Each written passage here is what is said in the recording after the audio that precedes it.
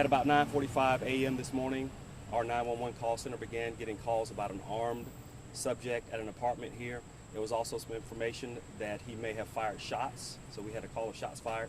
Our initial responding officers responded to the scene, and they observed a suspect on the balcony at the apartment where we were called to, throwing things off the balcony, and there was a second male with him who was bound at the wrist.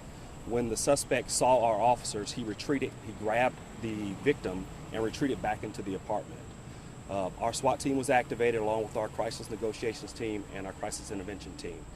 They all responded to the scene. At some point, while trying to rescue the hostage, one of our SWAT team members shot and killed the suspect. He did not survive.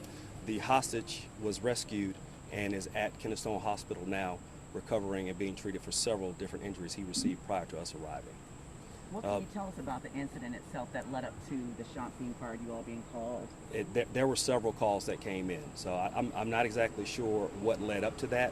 This is all I have right now. We responded to that, and that's exactly what we responded to when our officers arrived. We brought everything we had to bear, not just the SWAT team, but we also brought negotiators and our crisis intervention team, which has helped in some situations with people with mental health issues. At this point, the GBI has been called to investigate the shooting.